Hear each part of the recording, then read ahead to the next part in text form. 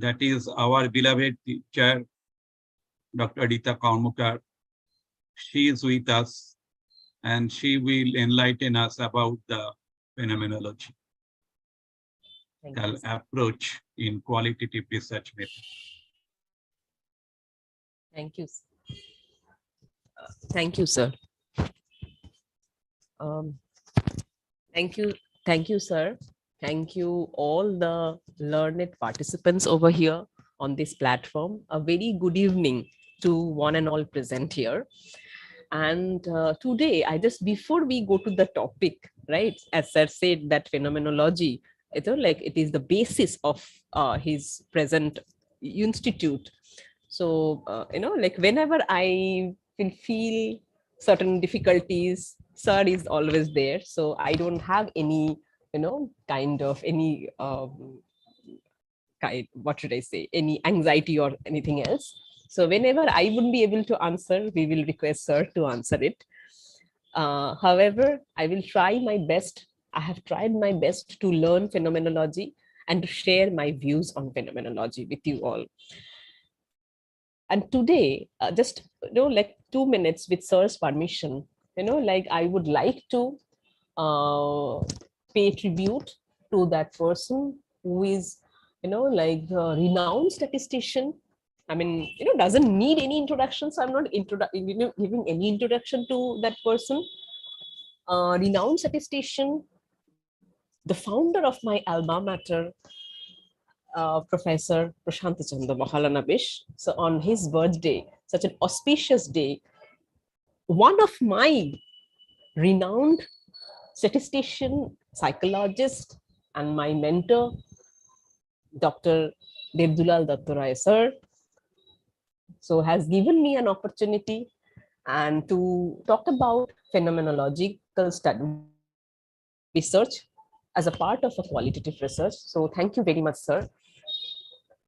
I'm really grateful to you, and of course to the renowned professor whose birthday is today, Professor Prashant Chandra Mahalanabish. So thank you very much to both of you. So with this, let us just, begin our discussion.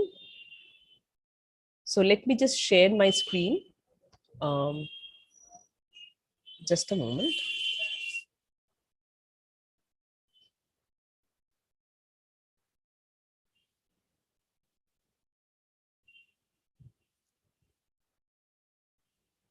Just one moment.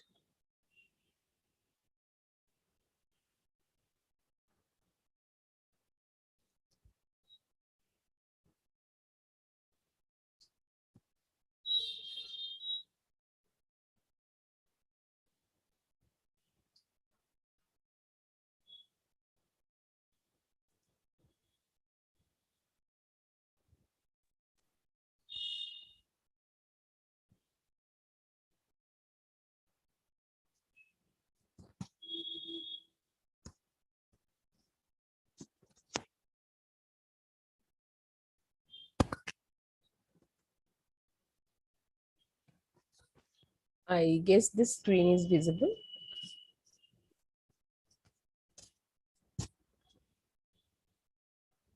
Is my screen visible? Yes, ma'am. Yes. Okay. Thank you. And I'm just changing to the next slide. Is it visible? History of phenomenology, it is written. So just yes, ma'am. Yeah. Okay. So let us begin, because why have I added history? It's not, like very, I'm pretty much sure it's not going to be very, boring. It's not a very typical history, but I, try to, talk about the history, the origin of a particular topic, which we will be discussing today. And has already explained that his institute is based on the concept of phenomenology. So I have, I'm a big fan of this, sir's, this different many posts. So as to follow that, how does he, add different meaning to a particular song, right? So I will also, try to give you some example related to that. And I hope that the way you did it last time, it was really great for me, because I have learned many things from you all, and it's such a wonderful, participants. They participated, interacted throughout the session. So thank you very much to all of you. And with this, let us first understand the history of phenomenology. Then we will come to this. Agenda is that first tell you that what is the origin of phenomenology, then the meaning of phenomenology, then going into the deeper, that the different types of phenomenology, and then the basic steps of phenomenology. If time permits, I will share one downloaded article already published in the Rprit journal to you all, so that if you think later on writing some article on phenomenological research, I mean using phenomenological research, you will be able to do it. Okay, so with this, let us begin the history of phenomenology first. So so what we can see, that early 90s, a long time back, early 90s, Edmund Husserl began to develop a philosophy as a rigorous science, which is known as phenomenology. Few terms, I will give you some explanation. It would be easier for you to understand. So why are we talking about then the philosophy, a rigorous science? We will understand it in the next paragraph. So he believed that if science were to fulfill its mission of providing rational knowledge, because what do we mean by science? It is a kind of providing a rational knowledge, right? That would enable us to freely shape, some certain concept. Then science must go beyond an exclusive focus on the physical world and take human experience into consideration with equal rigor.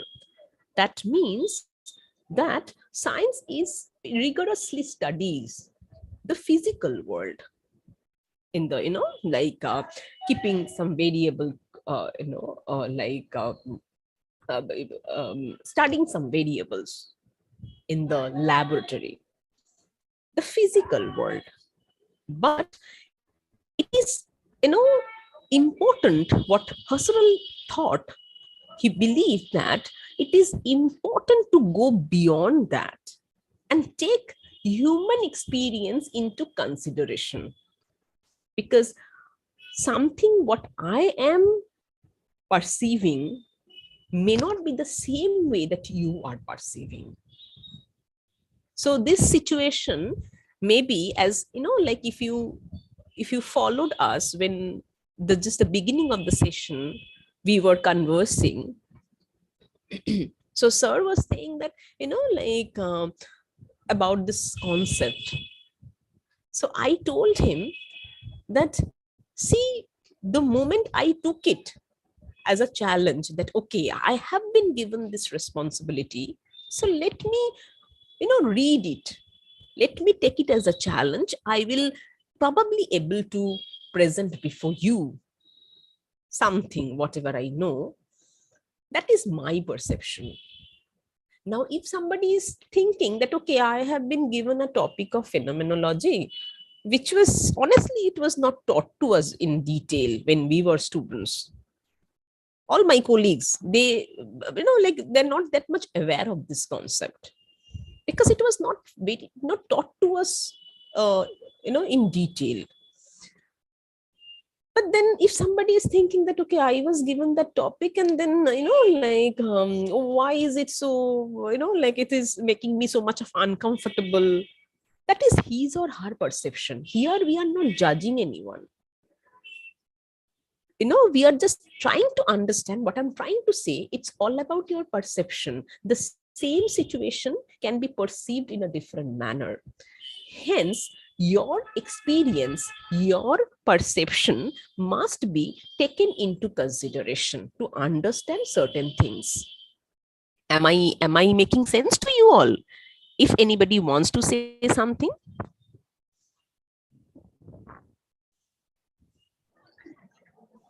Ma'am, Yes. please kindly repeat and please give an example.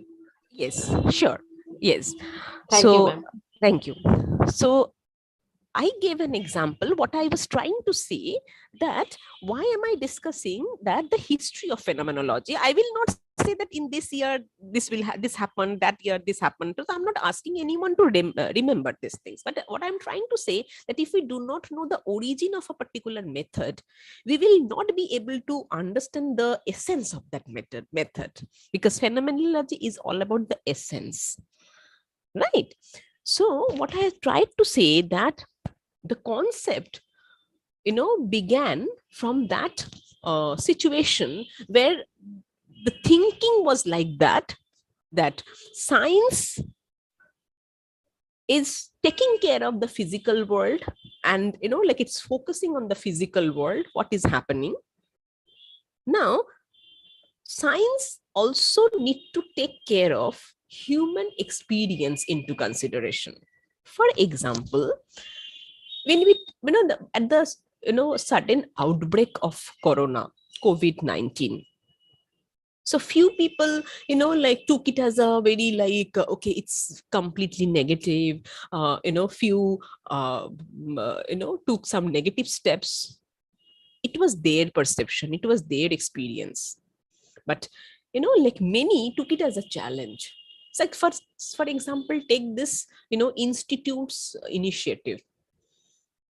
This institute's initiative, it has taken it as a challenge, and it started conducting webinars so the students gain knowledge sitting back at home. The same knowledge can be disseminated when you are there at home and maintaining the social distancing. So that means your experience, your perception, your initiative of understanding certain things should be taken into consideration. Am I making sense now? Is it clear?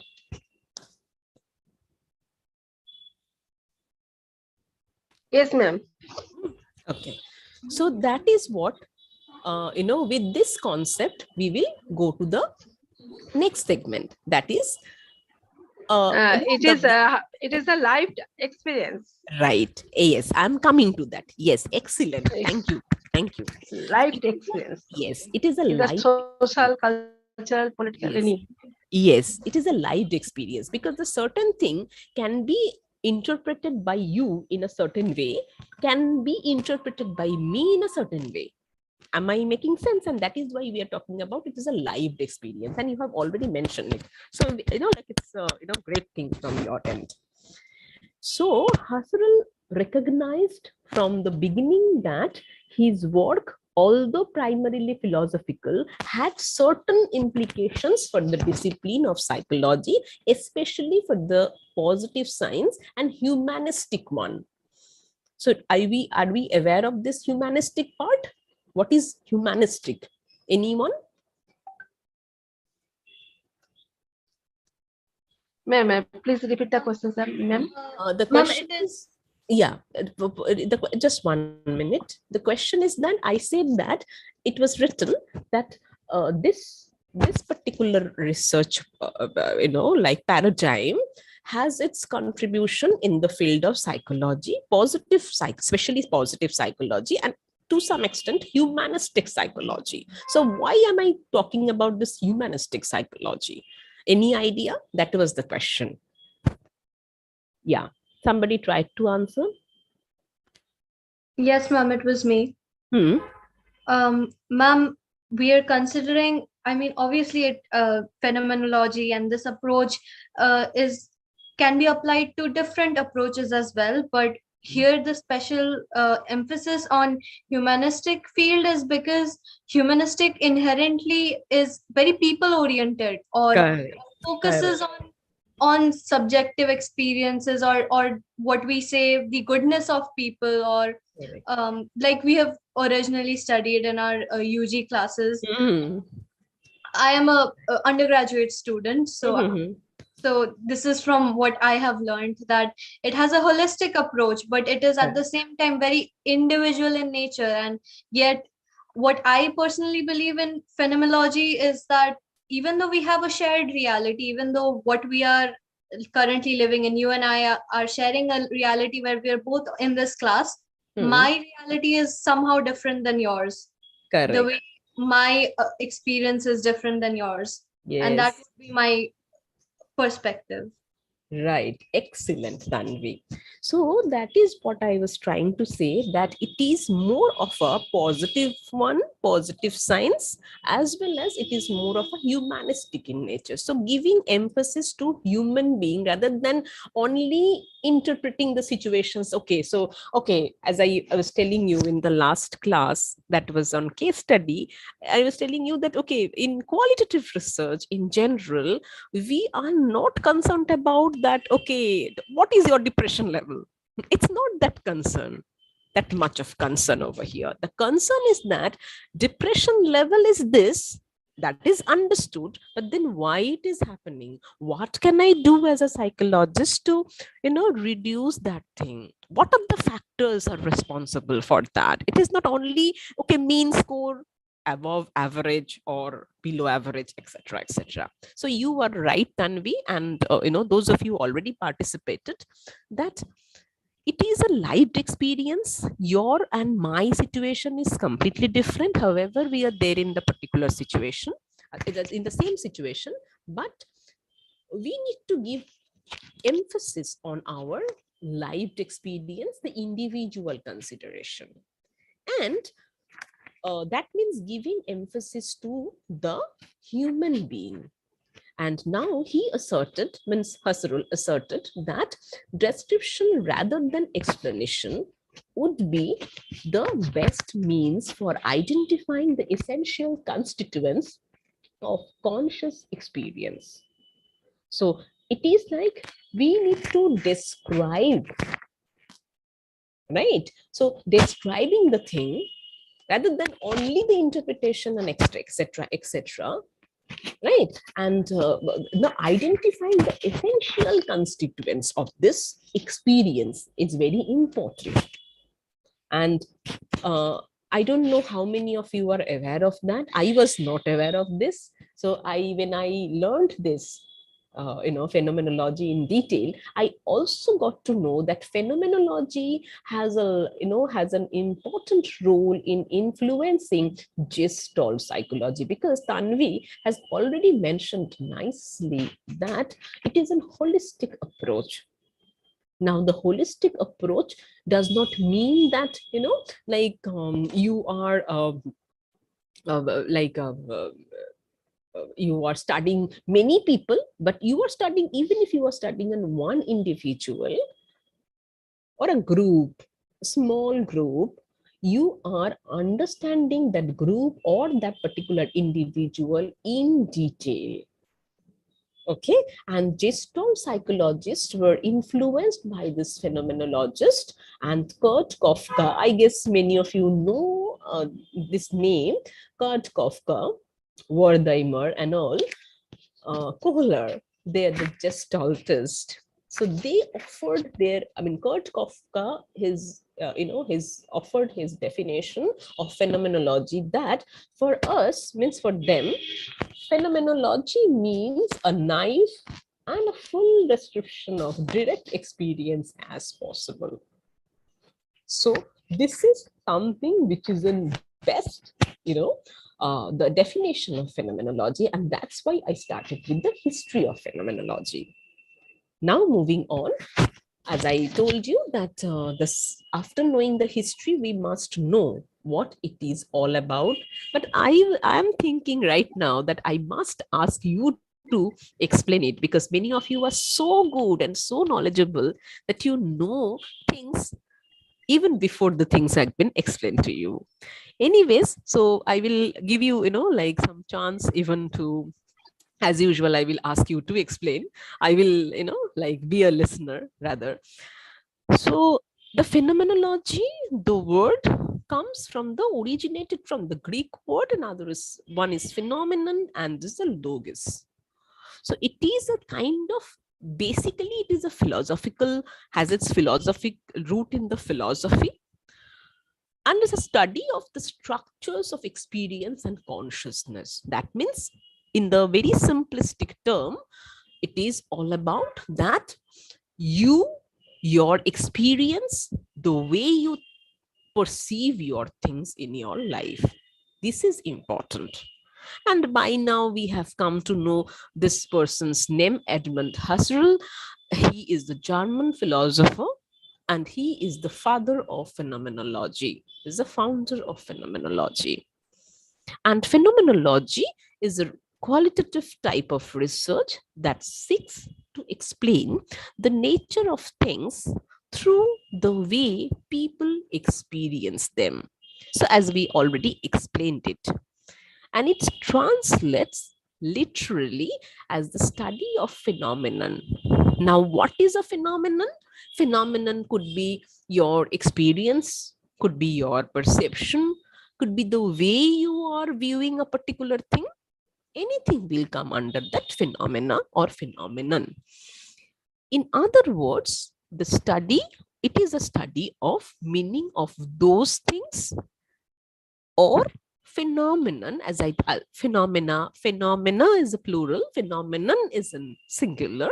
So phenomena have in the minds of the audience whom you are studying. So means you, as a researcher, you have to study audience, their mind in a sense that their experience, which is very important. I give the example of, like the one Rabindra Sangeet. Many of you probably know this. So this Aguner Poroshmoni Choao Prane. So it can be, explained from different perspective. So now, when how many of you have heard this? Have heard this song? Aguner Poroshmoni Choao Prane. Yeah, ma'am. Yes. Okay. So yeah. So can you say something? Like what do you mean by this particular? But no, like what is your experience related to this particular song? Devjani ma'am? আগুনের পরশমণি ছোঁয়াও প্রাণে, এটার মানে আমি আমার কাছে যেটা যে আগুন মানে এখানে ভীষণ পবিত্র, হোলি হোলি ফ্লেম, এন্ড এটা আমার কাছে ভীষণ ভাবে মানে ছুঁয়ে আমি আমার মানে লাইফটাকে আমি শুদ্ধ করতে চাইছি। Correct. মানে So you এটা want আমার to- feelings. Yes. So that means what a ma'am is trying to say, that it is all about something, trying to purify ourselves with the help of, the fire. Fire is a kind of symbol of purity. It's a symbol of, it's a flame. So it's a purity. Am I making sense, ma'am? Devjani ma'am? Yes, ma'am. Yes. Now, somebody else who has or who have heard this song. So can you explain it from your own experiences? What do you think? Actually, ma'am, when we are actually I am in the clinical field of psychiatric Okay. mental health field. Okay, And good. when we arrange one prayer session in the morning in the indoor of psychiatric unit of our Rprit Medical College Hospital, then the Aguner Poroshmoni is the the prayer song of the patient. Great. And the song is a different meaning. They have explained. They had already explained one of each patient has a different meaning. Ma'am, ma'am, I'm sorry, I'm just interrupting in the middle. Ma'am, can you just explain few of their, I mean, without disclosing their Yes, identity, can yes. you just explain few of us? So it would be easier for us to understand this phenomenology. I mean, I Yes, hope you I'll try understand, to. ma'am. Yeah. I try. Actually, if একজনকে আমি যখন পেশেন্টকে জিজ্ঞেস মানে may I tell in Bengali I will try to give a kind of English version of that. No problem. Yeah. ওকে একজন patient মানে বিভিন্ন ধরনের পেশেন্ট আমাদের কাছে থাকেন এবং সিজোফ্রেনিয়া পেশেন্ট, ডিপ্রেশন পেশেন্ট, আমার এখানে আমাদের কাছে অনেক সাবস্টেন্স অ্যাবিউজের পেশেন্ট অনেক থাকেন। তো সিজোফ্রেনিয়া পেশেন্টের কাছে যখন মানে তার মানে যখন আমরা বললাম এই গানের তুমি কি মানে করছো, তখন সে কিন্তু বলছে এই গানটা মানে আগুন, চারদিকে আগুন জ্বলছে, চারদিকে আগুন জ্বলছে এবং আমি তার মাঝখানটায় ঠিক বসে আছি। Right. Okay, ma'am, just 1 minute. Let me just explain it to other participants, and one by one you will tell us, and I will try to explain so that everybody can, feel that essence, because phenomenology is all about the essence. Am I making sense to all of you? Okay, so ma'am was, like, first of all, thank you very much, ma'am, for explaining or giving such a live experience, because now we are not going to have this phenomenology as a lecture. We are going to have the live experience of phenomenology. So thanks to ma'am. So first, ma'am was trying to say that ma'am is as a, kind of a mental health practitioner. So ma'am is saying that, like when she is, like she played this song to her patients or to her clients, better to say. So the person with this having a schizophrenia is trying to say that aguner porosh moni choao prane. So it here this, this kind of fire becomes very devastating to this, that person. Right, it's going to be a very, like, it's, like everything is burning, etc., etc. Ma'am, am I clear? Am I right? You just correct me if I'm wrong. Yes, ma'am. Okay, so this is what the explanation of a schizophrenic client. Another explanation, ma'am. Yeah, over to you. Another explanation given by one depression patient. Yes. And she said that the aguner porosmani meanings to her, there are no মানে actually সে কিছু দেখতেই পাচ্ছে না, মানে খালি একটা শিখা দেখতে পাচ্ছে। ওকে, এবং সে কিছু তার কিছু ফিলিংস আসছে না, সে মাঝে মাঝে একটা শিখা মানে একটা জাস্ট ফ্লেম, কিছু যদি প্রদীপ জ্বালানোর শিখা সে দেখতে পাচ্ছে, তাও মানে সে খুব একটা মানে তার ভালো লাগছে না। আচ্ছা, acha. So that ma'am is trying to say that the person having a depression, okay, so that person is, like seeing it from a completely different perspective, and that is a kind of another live experience, right? So that live experience is something like, like maybe it's a kind of, everything has been burned, so she's not able to see anything, all the negativity, right? So that negativity comes to that person's minds based on his or her present situation. Ma'am, am I right? Yes, ma'am. Yes, and সবথেকে বেশি interesting মানে substance অ্যাবিউজের পেশেন্টদের যখন আমি জিজ্ঞেস করলাম যে আপনি এটা কি করে মানে কি রকম মনে হচ্ছে আপনার এই গানটা করার পরে, তার আপনার কি মনে হচ্ছে, মানে যখন অ্যালকোহলিক বা আমাদের কাছে মানে ভীষণ বেশি আসে হচ্ছে অ্যালকোহলিকরাই খুব বেশি আসে, এবং তার সঙ্গে ওই মানে হেরোইন ইউজার, মানে যখন তারা একদম, এবং তারা কিন্তু বলছে যে আমরা তো এটা ডেলি ইউজ করি, মানে আমি আগুনটা তো আমার কাজে লাগে। Okay, wow, that's great.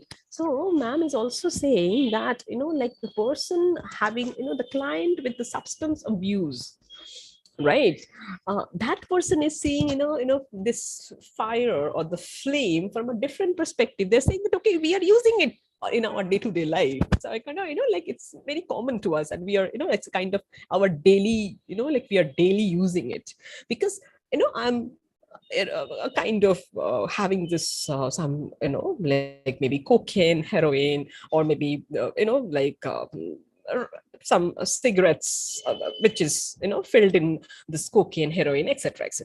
So we use this fire or the flame in a different perspective. Okay, so thank you, ma'am. Thank you. It's a nice, like explanation. Is there anything you have come across? Actually, in our child, when autistic, they are not so given, not that, but they are very became very cool. মানে যখন এই গানটা গাওয়ার পরে তারা কিন্তু বেশ অনেক সময় মানে সবার ক্ষেত্রে কিন্তু হয় না, কারণ আমাদের অটিস্টিক যারা এএসডি ক্লায়েন্ট বা ছোট ছোট বাচ্চারা থাকে তাদের কাছে আমরা কোনো এক্সপ্রেশন সেই অর্থে পাই না, কিন্তু তাদের মায়েরা মানে তাদের মায়েদেরও ভীষণ তাদের কিন্তু একটা হয়, তাদের এফেক্ট হয়। তার মায়েরা অনেক সময় বলে যে আমার গানটা শোনার পরে কিন্তু দিদি একটু ভালো লাগে, মানে তাদের মায়েরাও তো তাদের সঙ্গে থাকে। তো সেই অর্থে আমরা কিন্তু সেই মানে গানটা গাওয়ার জন্য কিনা অ্যাম্বিয়েন্সটার জন্য সেটা আমরা ঠিক মানে এখনো আইডেন্টিফাই মানে করতে পারিনি, কিন্তু তারা বলে আমার গানটা গাওয়ার পরে ভালো লাগছে, মানে আমরা তাদের কাছে মা এটা আমরা আলাদা করে জানতে পেরেছি যে আপনার গানটা গাওয়ার পরে কি হচ্ছে। কিন্তু এটাও মায়েরা বলে যে গানের সঙ্গে কিন্তু এসডি বাচ্চারা কিন্তু খুব ভালো ওদের রিঅ্যাকশন, কিন্তু পার্টিকুলারলি ওই গানটার জন্য হচ্ছে কিনা সেটা ওরা আইডেন্টিফাই করতে পারে that is not identified. Okay, so thank you. So another perspective ma'am has already like brought in this particular discussion, that is that child with autistic spectrum disorder, ASD, right? So there this child after listening to this song, they are becoming bit like bit relaxed or a bit calm down, etc., etc., and their parents are also reporting that they also feel good, because like ASD also has certain impact on the family as well, family members, especially on the primary caregivers.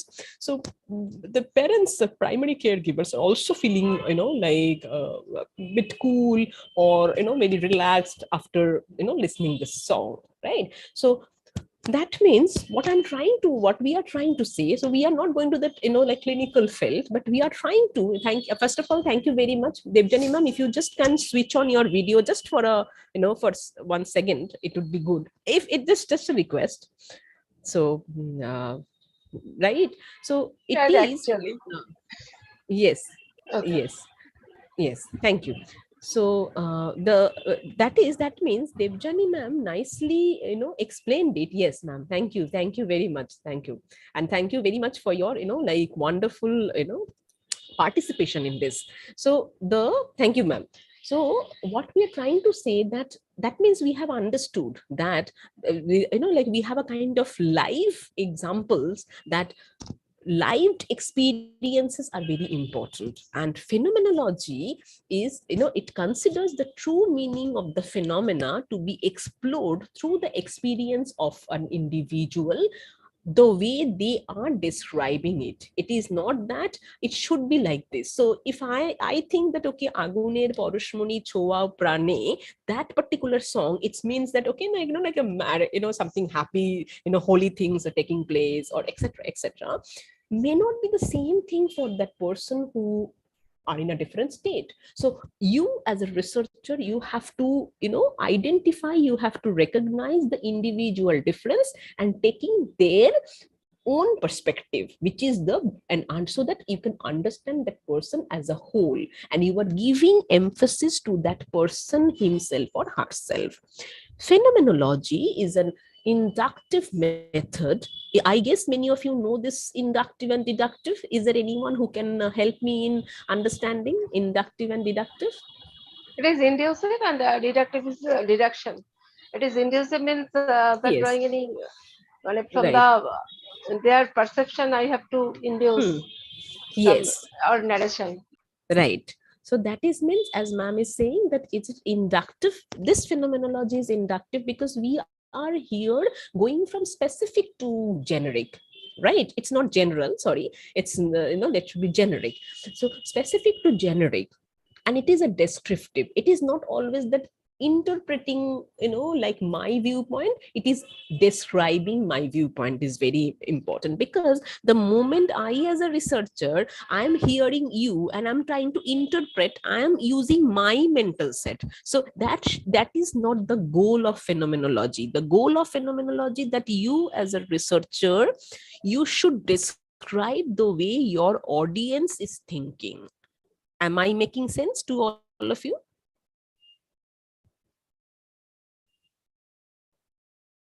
Am I making sense? Yes, yes. Yes, okay. So that means it is inductive from specific to generic, and the opposite is deductive, which is not phenomenology. Phenomenology is inductive. So moving on. The goals, as I said, that we must know the goal of phenomenological research, because the goal of phenomenology is to describe, as I said. It's not that what I am thinking that is important. What is, I'm a researcher, what I am thinking is not important. How am I, here, how am I interpreting the song Aguner Poroshmoni? That is not important.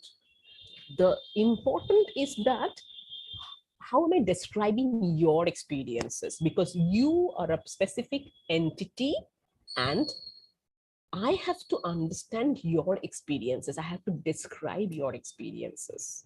And that is that to lived experiences. Phenomenological research further examines the particular experience of a unique individual in a given situation, thus exploring not what is. I mean, if you want, you can just highlight this point. I have already highlighted. So it is not exploring what it is. It is exploring. That means what is the reality? Because reality is not what is the reality. What we can see, what I'm seeing, the world, it is reality to me, but may not be reality to you.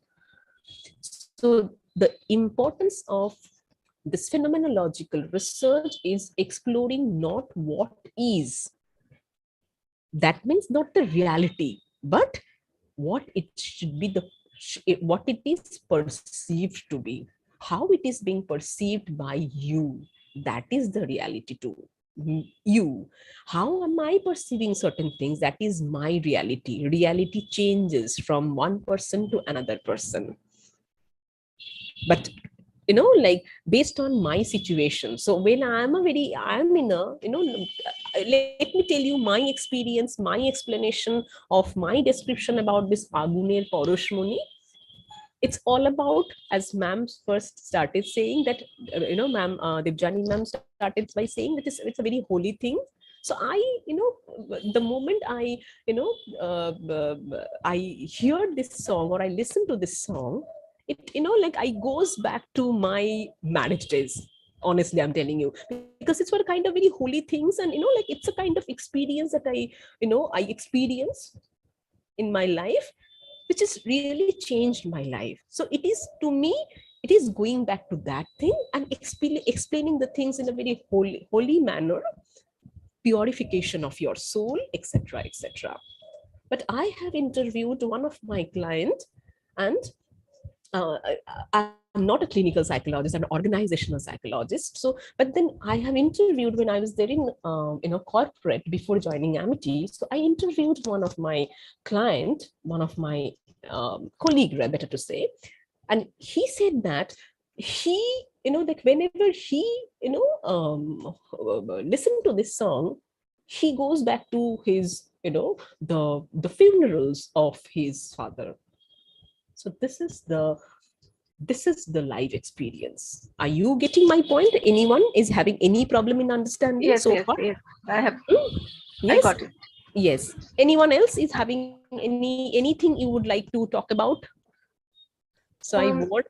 Yes, ma'am. Definitely. Ma'am, like you said, and thank you for sharing your interpretation of the song. It is quite beautiful, I must say. But there's another thing that I would like to add Yes, onto it, please. that this meaning could also change. That just because now at this point in your life you look back to your marriage days, at any point, if a new memory is associated with it, certainly your interpretation of the song would change. And I think that's the beauty of phenomenology, that correct. And that is the dynamic nature, dynamic nature. Yes, exactly. Yeah, so changing it, that's true. And change is the, change is the only permanent thing that we have in our life, isn't it, Tanvi? So, like that is, you have rightly mentioned, right?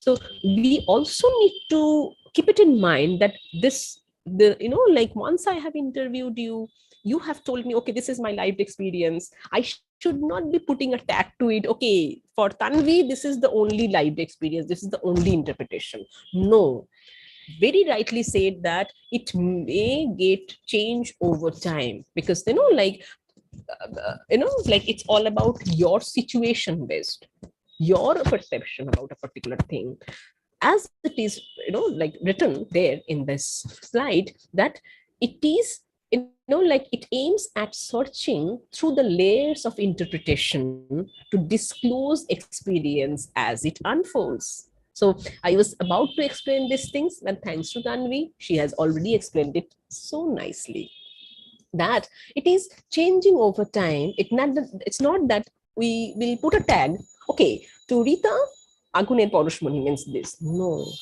it is something else, right? So that is the beauty of phenomenological research.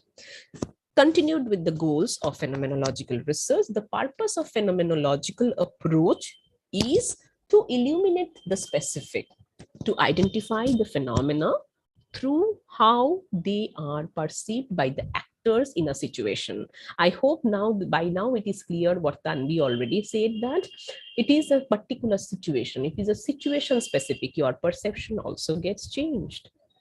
And phenomenology, very important point, second one, what I have highlighted, phenomenology aims at studying experience from the perspective of the individual, bracketing taking for granted assumptions and usual ways of perceiving. This is the one of the unique characteristics of there in phenomenology, right? So we as a researcher, we need to bracket our taken for granted assumptions and usual ways of perceiving the thing, because I as a researcher, I need to also free myself from my preconceived notion about certain things. So I as a researcher, like when I'm interviewing an individual, the example which I gave you in the last class on case study, that like what is your explaining the explaining the maybe understanding the experience of a person who has lost experience of a person who is a COVID survivor, and that person has lost someone in his or her family. So now if the person like somebody has lost the person who is a breadwinner of his or her family, his experience vis-a-vis just losing a person, maybe very like not that much very close to me, or etc etc, do you think that would be same? Do you think that that perception would be same for both the cases? No, ma'am, no two people Yes. are going through the same thing. Correct. So Not not two even people. Yes. Yes. Okay, I'm sharing one of my experience with you all. Like during that COVID, when it was very peak, like the kind of those days, like it was kind of like red zone, all these things, or like that segregation of those things. So it peak days, um, I got a call from one of my student, right? So like she was we were preparing for our online exam. So she was telling me that, ma'am, I will not be able to sit for the exam. So I just initially like scolded him that why will you not, why is it like that? So we taught you so many things, you have to, you can, etc etc. Then what I come to know, that she will not be able to pay the fees. And that is what, because she has lost someone who is the sole earner of his family. So that is the different experience other than a person who is going through some other experiences. So That is what, and we then this university, I mean, hats to our university. You might have heard this in news on channels, as well as on TV channels or newspaper, that Amity University kind of started a plan for waiving the fees of the entire admission fee of those students who lost their parents in this COVID. I guess few of you have come across, because it was there in the headlines, and it was such an initiative taken by my university. I'm really like we all were overwhelmed with that after hearing that thing.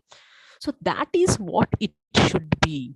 What I'm trying to say, that it is your personal knowledge, this approach based on the paradigm of the personal knowledge, subjectivity, emphasizing on your personal perspective and your own way of interpreting the thing. And you as a researcher, you have to bracket out your taken for granted assumptions and usual way of perceiving things.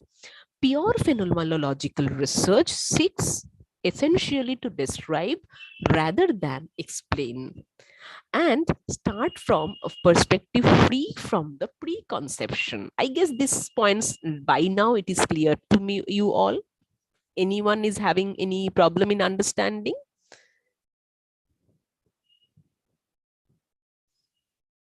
No, ma'am. Okay, thank you.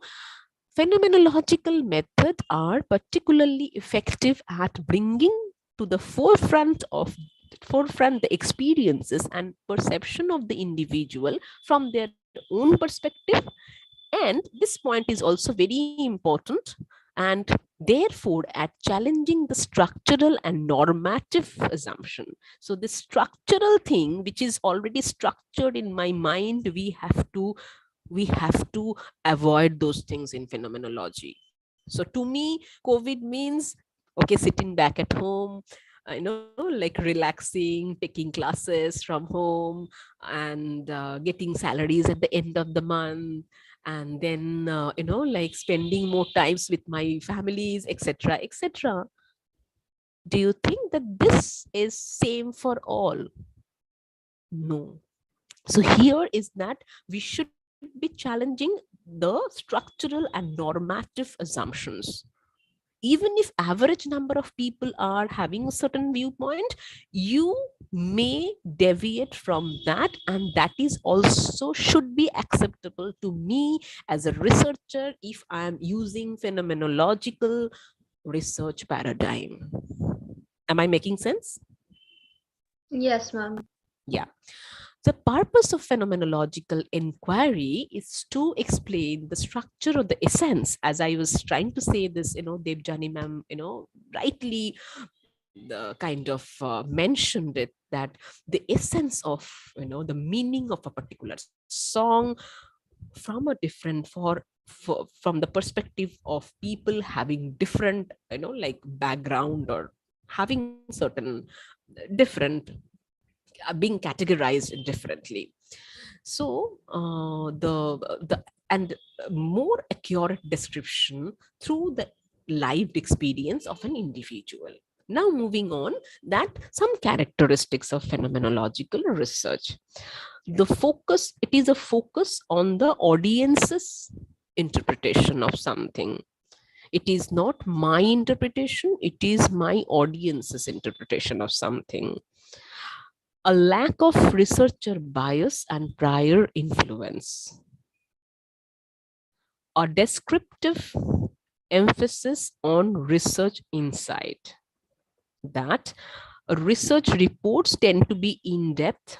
The researcher should describe the phenomenon through the eyes of the audience as comprehensively as possible. So I should be looking through your eyes, not that wearing my own lens and simply, interpreting the thing. I should be looking through your eyes. That is very important in phenomenology. connecting objectivity with lived experience. Okay, so here the researcher tend to describe, they need to describe their observations. Now, as a researcher, you can describe some of your observations and try to match what the audience is trying to say. So I have certain observations, maybe some prior conceptions about a particular song or about a particular phenomenon, and then I'm trying to listen to you, getting your lived experience and trying to match those things, that what I knew and what I'm trying right now, what is being told to me, how are they matching, or they are at all matching, or they are in a different direction? If the different direction, why is it so? So, like, again, there is another example without taking the name. So there was like one of my known person, so from a particular culture where there is a concept of honor killing. You have heard of this concept of honor killing? Yeah. Yeah.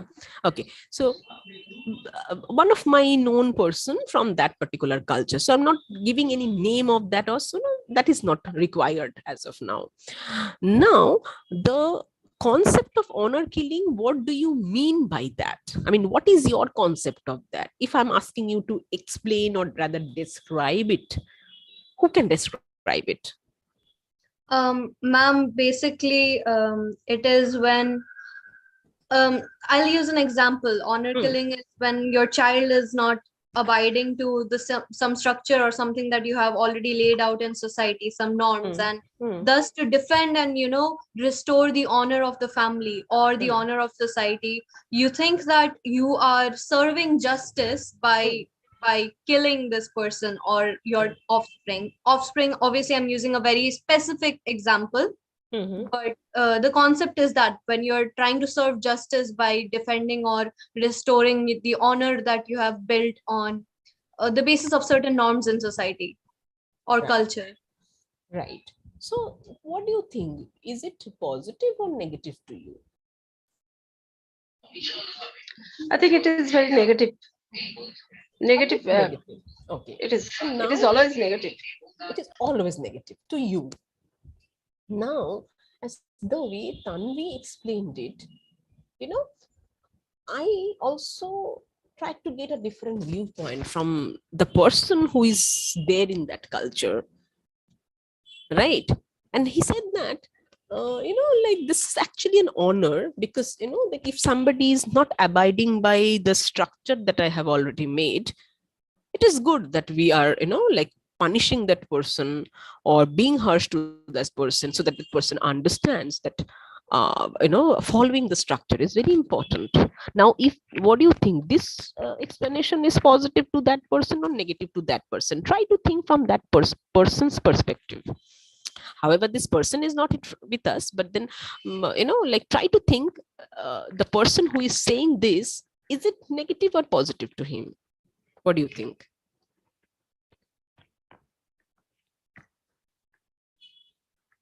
Ma'am, personally, obviously, I am not in favor of honor killing, but I do believe that this was a practice that people believed in, or maybe they thought that it was serving a purpose. So for them, it was definitely serving a purpose, and that purpose has to be of some value to them.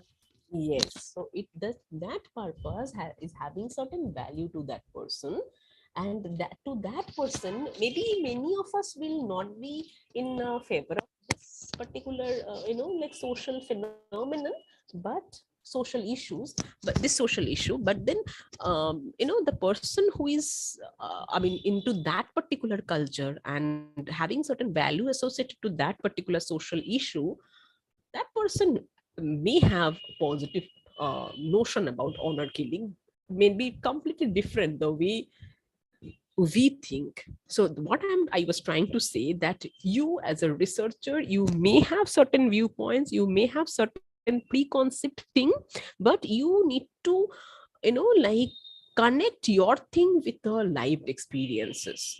Okay, so you should not be stopping that person by saying that, okay, oh, how could you say this honor killing is a,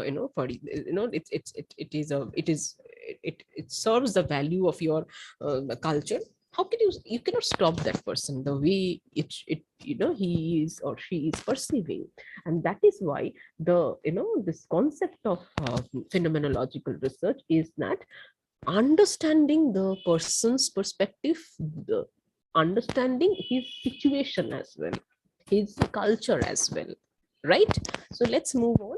As I said, that there are different types of phenomenological research design. However, like when you are studying phenomenological research, research, or when you are using this phenomenological research paradigm, you may not be use only one paradigm, you may be using more than one paradigm, and maybe using something amalgamation of this paradigm.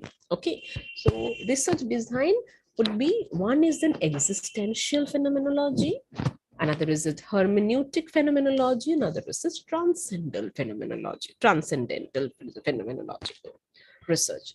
So the existential phenomenological research, it focuses on the understanding the audience's experience through their perspective. And it is very much valuable to better understand the audience. So it is the basic phenomenological research, like, because we already started understanding what is phenomenological research in nature, what is it all about. So it is the existential, mainly the existential one, which focuses on the understanding of audiences experiences through their perspective. So I am asking you, as ma'am, or like Devjani ma'am already shared her experience. So people with addiction having a lot of anxiety, ma'am can throw some light on this as well by saying this, by giving some example, because ma'am is into this particular profession, so this mental health practitioner. So people with addiction will be having maybe dealing with certain anxiety and fear, and understanding the causes of their fear and the anxiety and any kind of insecurity, and how they are, how they are dealing with their fear, and why have they become addicted to this certain things, because very happily we are not going to be addicted, nobody going to be, but then why have this addiction has taken place, what are the causes of their fear and anxiety, and why are they why have they become addicted. Probably that is the study which will follow the research design, which is known as existential phenomenology. Ma'am, if you want to share something, like some people having addiction, if like any kind of anxiety or fear, or how are they dealing with this, if you can throw some light on this. Actually, ma'am, the addiction, the substance abuser's history is very pathetic. And each substance abuser history, each patient has so many cause to addiction, and there are so many factors are there, and each individual is some patient has no parents lost in her childhood, and they experience so many factors. They have experienced so many factors are there to become an addicted. Some has there মানে কিছু কিছু মানুষের আবার কোনো সেরকম অর্থে কোনো সমস্যা নেই, কিন্তু তারাও তাদের ইকোনমিক্যাল কোনো সমস্যা নেই বা প্রবলেম নেই, কিন্তু তার মধ্যেও তারা আবার প্রচুর অ্যাডিক্টেড, এবং তারা ডি অ্যাডিকশন সেন্টারে খুব বাবা মা প্রচুর তাদের ইকোনমিক্যাল ব্যাকগ্রাউন্ড আর very rich, but they are addicted. In that case, they are habituated in the যা চাইছে তাই পেয়ে যাচ্ছে. Okay, so what ma'am is trying to say, what we are getting different causes of this anxiety, different causes of this kind of fear, or different causes of being addicted. So ma'am is giving a two different perspective. So one part is that their like family background is, maybe they are coming from a broken family, so not getting the things are not getting fulfilled, their wishes not getting fulfilled, etc., etc. So they are trying to like figure it out by being addicted, or something like this. Or other perspective is something completely different, where this, like they're coming from a very rich background, very, like affluent families, and then they are, like the child is getting whatever they are, asking for, and like within a minute or maybe instantaneously, the parents are going to buy these things for them because they're very rich, they're very affluent. But then both are very problematic. So right, so both are problematic. So one is the scarcity, not getting anything. So things are, I need to fulfill my minimum, like my what should I say, bare minimum requirement. That is one hand. Another is that I am having a lot of, it's all about abundance, right? So it's both are detrimental. So like I have not learned to control my Eid. I guess my ma'am will agree with me. So I do not Yes. get the lesson to Yes. control my Eid. And like Yes. I am getting, like if one mobile phone is maybe hanging for a second, and I'm telling my father that, okay, no, I have to buy another Apple phone for me. My father will tomorrow will buy it. And like that sense of not being, controlling my Eid, and being having patience, that is not being kind of, I mean, having kind of gratification of the need is not, I mean, immediate gratification of the need is being pampered, or it's being encouraged in such a way that it is leading me to such an, I mean, helping me to choose this kind of, the wrong path. So that is one. Hermeneutic phenomenology, it is again a kind of, focusing on creating meaning from the experiences through the audience perspective. So this is one step ahead of this existential one is understanding audience perspective. Second one is focusing and focusing on audience perspective, and of course creating meaning from audience perspective, right? Or audience experiences or audience perspective.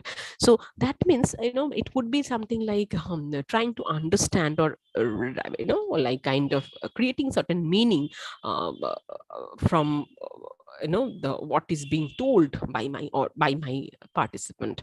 So maybe a childbearing journey. So how did these things happen? There could be different childbearing journey. So maybe like one could be very smooth, another could be a lot of ups and downs in between. It could be changes in women's body during menopause. So it could be like how they are dealing with this menopause. So somebody is taking it menopause as a very very natural thing, because it's all about the physiology and etc etc.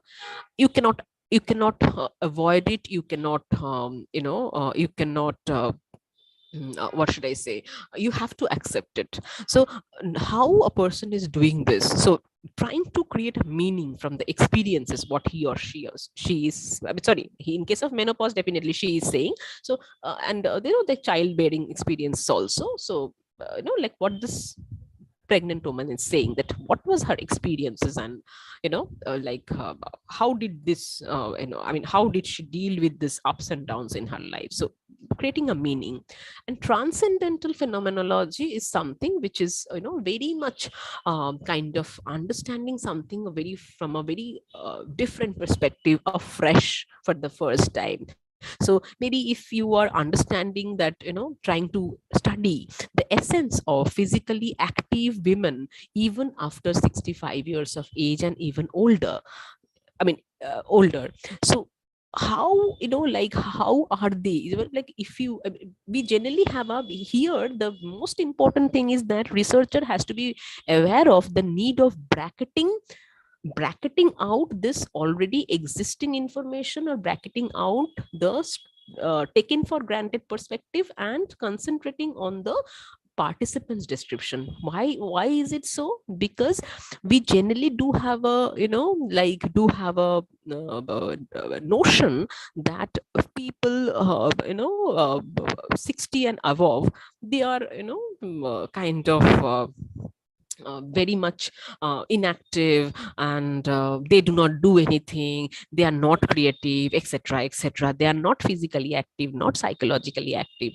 But like, we have to, when we are interviewing these people, or where we are understanding these people, and somebody is, I found someone very much physically active even after 60 years or 65 years of age, then you have to first bracket out your already existing information or notion that you have, and then you have to concentrate as much as possible what that person is saying and how he or she is keeping herself busy and active even after 60 or 65. So that is something, another type of exploration, which is a very a fresh exploration. A priori assumptions should not be considered. Hence, getting a very fresh viewpoint and a very participant's description or a very lived experience is very important. Okay. So with this, we can go to this data collection method of phenomenological research. So before that, if I, just 1 minute, let me just, yeah. So yeah. So let me just explain it to you once, because we are, like, we have explained different phenomenological design. So let me explain you the basic steps of this, so that I can give you one activity and you can do that. So maybe again, like last last class, you can take 5-10 minutes and to do just, like maybe one, one liner on each of these steps. So we have 4 steps of phenomenological research. The basic 4 is that the first one is very important, what I already mentioned several times, that is then bracketing.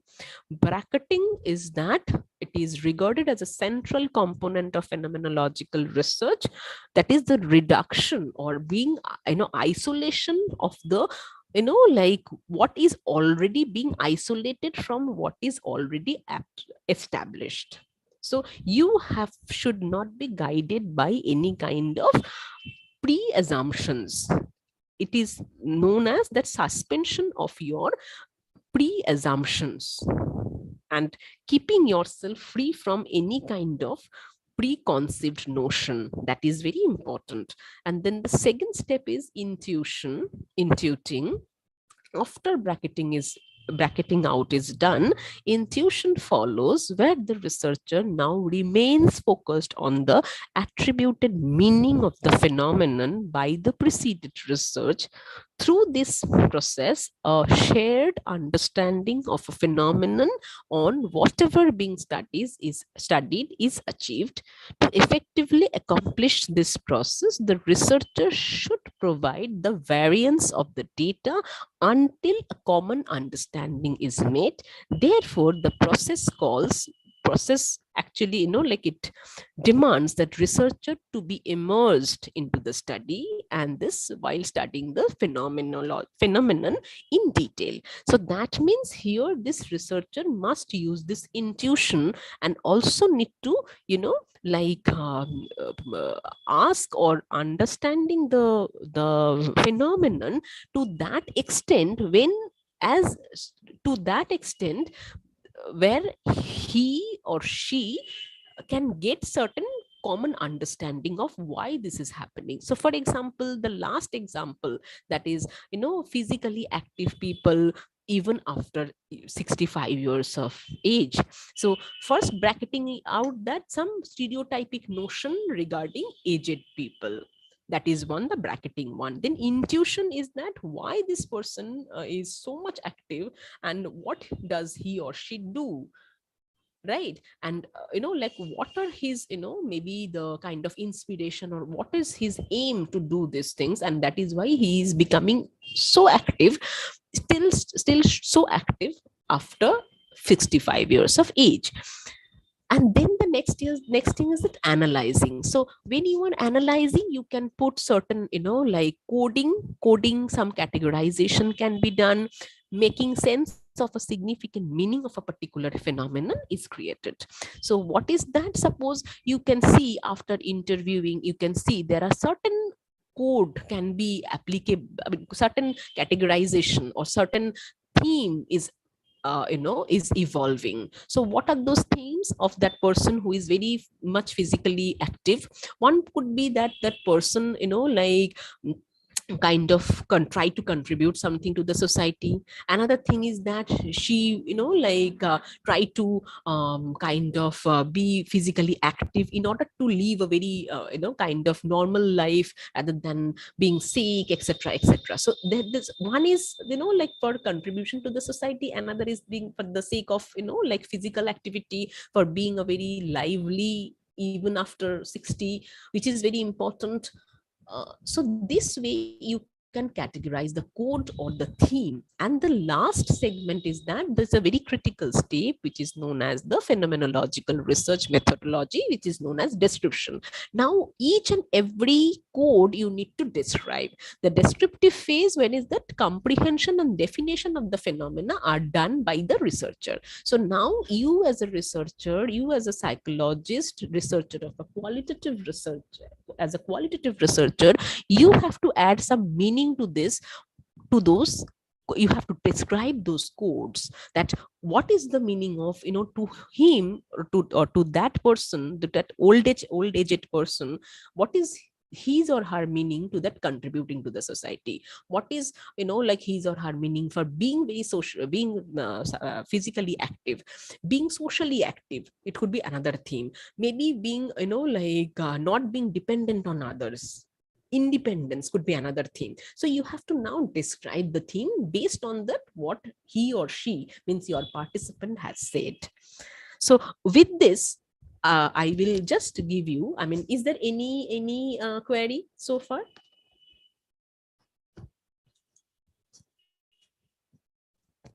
Actually, ma'am, how coding is done, it is not clear to me actually. Okay, no, coding is done. It is, I mean, like the basic coding part. I mean, okay, let me tell you.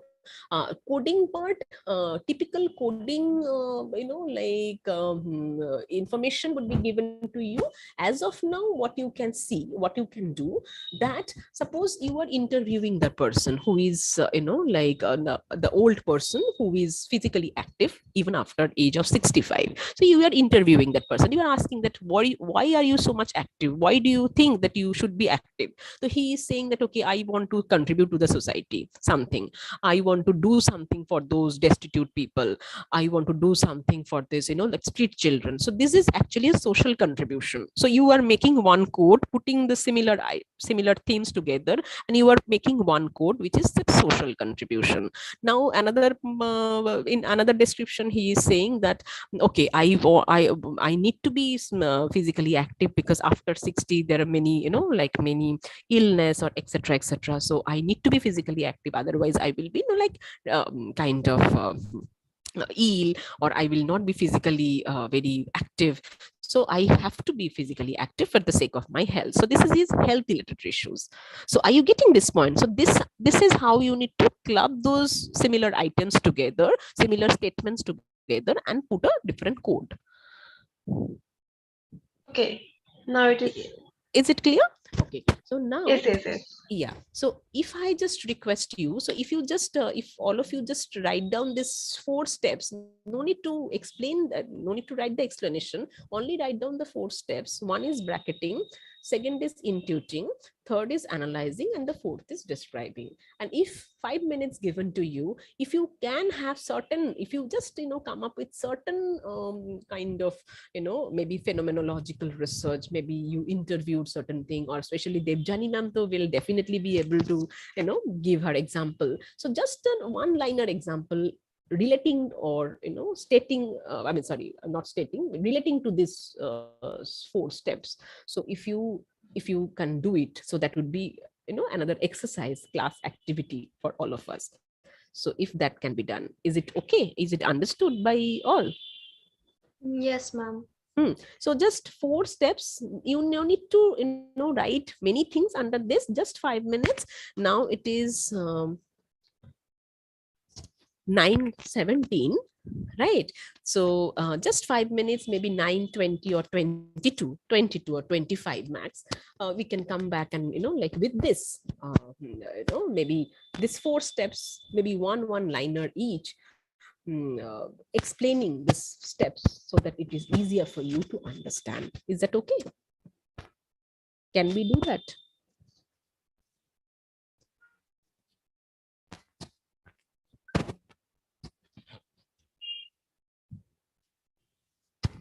Can we do that?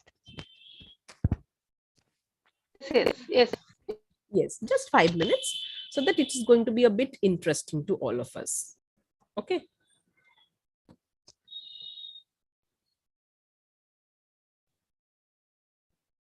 Yes. Yeah. Sorry.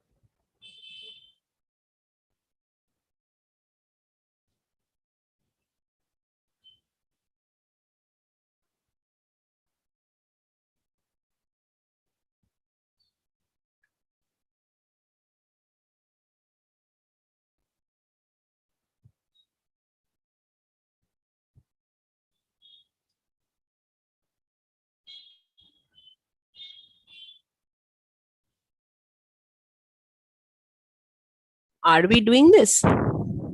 Yes, ma'am. Yes. Yes. Okay.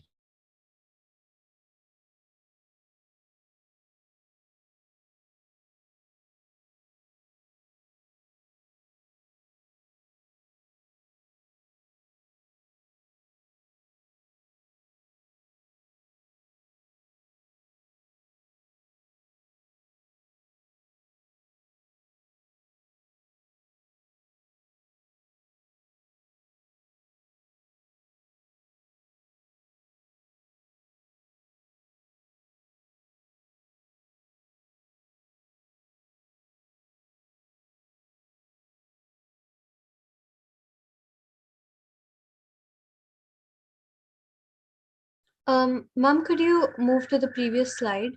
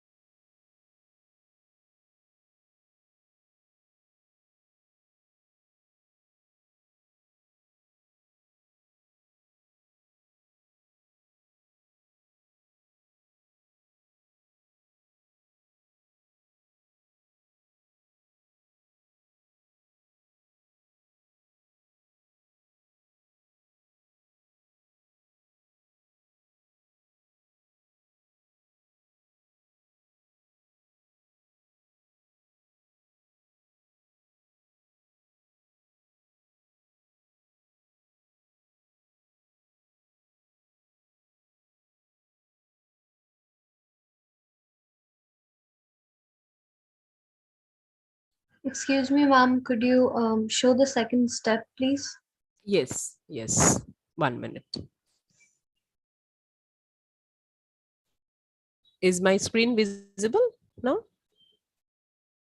Is my Yes. screen visible? Yeah. Yes, ma'am. Yeah. This is the first step. This one. Second step is intuiting.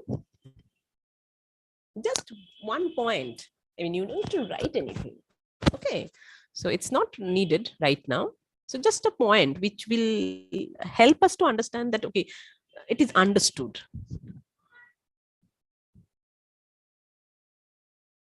Ma'am, I had a question regarding the intuiting step. Is it the phase when we realize that as a researcher we are quite accurately interpreting their experiences, and instead of forming our own meanings out of it, we are accurately noting or recording exactly what they have experienced or what their perception of it is? Yes, the last one. Basically, we are here because, again, we are not here as a researcher. We are, putting our viewpoint into this right now. Okay, when we analyze, we will put our viewpoints. Right? Are you getting my points? But here it is intuition. It's simply, understanding the way, the flow of your experience, right, and being immersed into this situation so that I can better understand you, not to stop you or understanding your thing, not to using my own conception, etc., etc. So it is, that is how you can better understand that person. And when you are into this third step, analyzing, then as I gave the example, so when I'm saying that, okay, I feel that I need to be, what should I say? I need to be socially, I need to contribute to something to the society. I need to, impart some knowledge to those students who do not have money to get into admission into some good colleges. So hence I'm trying to keep myself busy in teaching them, etc., etc. So now you as a researcher, you are preparing certain code which will match what I'm saying. Am I clear? Yes, ma'am. So if I may follow this, bracketing would be a sort of a pre data collection step. Intuiting would be during data collection, and analyzing would be afterwards. 1 minute. Bracketing would be, yes, it is pre-data collection step, but definitely not always pre. It would be during data collection stage as well, because when I'm, having bracketing, using this bracketing out principle, it is like I'm not being, when I'm listening to you, I'm trying to understand what you are saying. I'm not using my preconceived notion. Am I making sense? So it could be during data collection as well. So it's more of a practice in general. Yes, it's more of a practice in general. So when I am trying to listen to you, that, like, suppose Devjani ma'am gave the example that, to one person it is just a fire, it is a fire, flame, like everything is being very, very destructive. So I am not being saying that, okay, no, to me it is very holy in nature. No, are you getting my point? So it is a kind of practice we have to keep it in our mind. Yes, ma'am. Okay. Yeah. This third step is analyzing, and fourth step is describing. So that, I mean, again, you no need to, because we don't have much time to devote into that. So just maybe one point, that how could you analyze, maybe some example, hypothetical example, because here we are working with a hypothetical one. So some hypothetical example so that we can understand it. Okay, ma'am. Ma'am, should I start giving the examples? Yes, please. Ma'am, so last time in the previous class, I did share my interest in the concept that I was sharing. It was interpersonal attraction. Interpersonal attraction. But here I wanted to try a different thing. Here I want to explore the lack of it, the lack of any such attraction, the lack of romantic attraction, the lack of intellectual attraction. So the bracketing step would involve me setting aside my notions that romantic attraction is inherent in nature, or that everyone is capable of it. I need to set aside any norms that has been set in society, that you as an individual need to experience romantic attraction to feel whole. And I need to accept the fact that you can be devoid of it as well. Intuiting would be me inquiring this experience, how does it feel? Does it actually feel like a lack of attraction, or does it feel completely foreign to you? Or does it feel like a different or a strange feeling to you, while it may not feel to others? And you understanding it in a very rich manner, as deeply as possible. And the next was, I think, analyzing. So analyzing would obviously mean finding some structural or units of meaning in what they have described to me. If they have described it as they don't feel that it's a lack of attraction, that they feel that it just never existed in the first place. To feel a lack would be that it existed and you no longer feel it, but it is something that never mattered to them in the first place. Finding significant meanings of it, and then later on me describing it would be that. What do you mean by lack of attraction? What do we mean by that attraction? What are the different like attractions may be possible in a particular particular age? So for you as a and the navigation of this experience as well.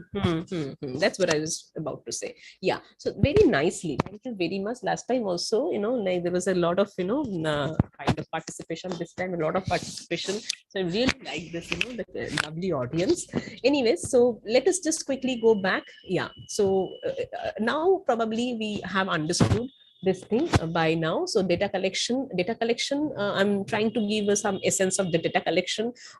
As we all know, Tanvi already explained that maybe observation, interviewing. So interview could be structured, unstructured. I guess many of you know this thing. So it could be structured, it could be unstructured, it could be focus group discussion. I have given one link to this. If you are interested, you can also click on this link and you can get an idea of this focus group discussion in detail. But let me tell you, it's a kind of focus group discussion focusing on a particular issue or a particular phenomenon, and then there is one moderator who is moderating this entire thing. Last class also I gave an explanation to this. Like on the FGD and all. So this this group will help me to, and this focus group discussion FGD will help us to understand the phenomenon in detail and discuss it from a different perspective from the participants' viewpoints. Recording the conversation, you can have this transcript as well, and also maybe some letter written. So if you have written a letter to me, I'm analyzing the letter, that how it is written, or maybe some observations of your gestures. As I told you, the gestures are also important. So if you are asking me that, are you happy? I said, yeah, I'm happy. And then if you're asking me, are you happy? I said, yeah, I'm happy. That's it. So that's the the meaning is same, but the way how it was said, it is different, and it gives a lot of it gives a lot of meaning to this, the gestures as well. So in qualitative research, the gestures means a lot, right? So that is the data collection method. Triangulation method I already mentioned earlier. So triangulation method will help you to get a reliable data. So we know this reliability, validity, etc., but then reliability is that if I'm from a different source. So if I'm saying that, okay, yes, I'm happy, okay, and you are seeing that, okay, at home I'm not kind of, you are observing me that, okay, I'm not interacting with my family members, I'm not opening with them, I'm not opening opening up with my colleagues, with my friends, with my teachers. So do you think I'm happy? So that means when you are getting data from a different sources, you will be getting a kind of more reliable data rather than simply getting a sources from maybe some interviews, and then you are asking me, okay, are you depressed? I said, no, I'm not depressed. And then you are seeing things that, okay, no, I'm not very socially active, isolating myself, withdrawing myself, etc. Do you think I'm not depressed? I'm having certain other issues. So that is a triangulation method will also help you in that. Data analysis, there are, it's not a mean, median, SD calculation. It's not a correlation, regression, confirmatory factor analysis, etc., but it is all about this data reduction. As I said, that we will get a lot of data, right?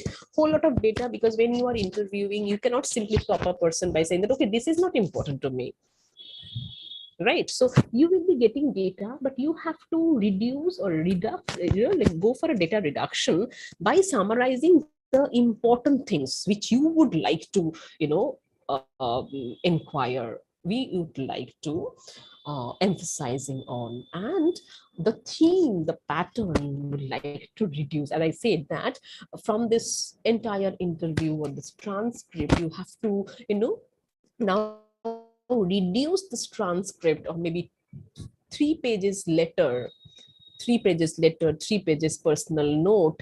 You have to reduce them into different codes. So similarity, based on the similarity of the content, or based on the, like the pattern that they are depicting.